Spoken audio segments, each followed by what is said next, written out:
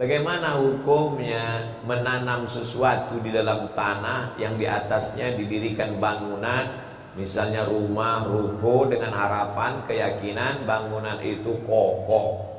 Di tempat saya, bahkan rumah saya, gedung kelas, masjid, memang sebelum bangun itu memang di dalam, di tanah itu ditanam supaya kokoh. Yang ditanam itu apa Pak Ustaz? Tiang pancang. Karena tanahnya tidak seperti di Palu, tanah batu. Tanah di tempat kami di Riau itu gambut. Jadi untuk membangun kelas 120 tiang pancang di dalam. Bukan itu maksud kami Pak Ustaz. Maksud kami bagaimana hukumnya menanam kepala kerbau. Dulu di negeri kami, di bumi Melayu, Riau, orang Melayu itu kalau mau buat rumah, di bawah itu ditanam kepala kambing. Jadi datanglah ulama.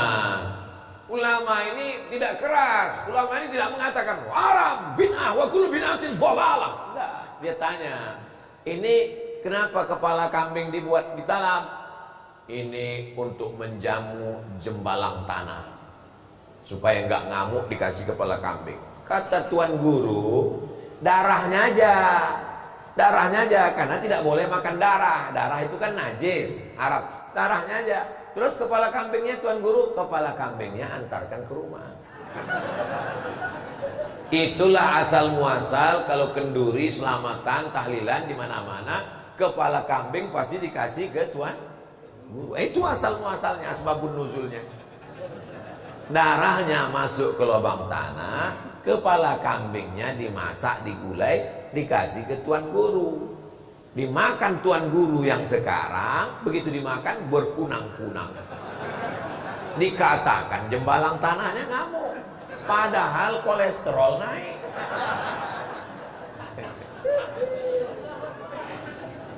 Jadi ulama itu dulu dengan kesantunannya untuk menjauhkan dari kemusyrikan.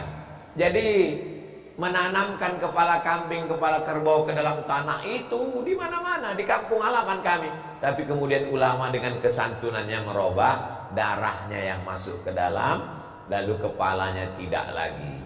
Di Mesir itu luar biasa Bapak Ibu. Dikirimlah sahabat Nabi ke Mesir, namanya Amr bin As. Jadi gubernur pertama Mesir.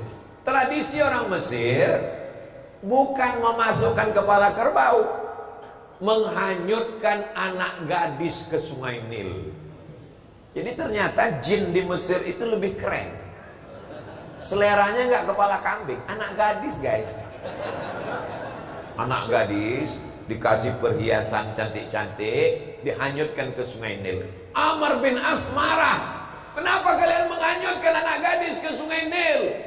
Ini sungai Nil kalau tidak dihanyutkan anak gadis, nanti sungai Nil kering. Kalau kering gandum tidak tumbuh. Nanti kita akan mati kelaparan.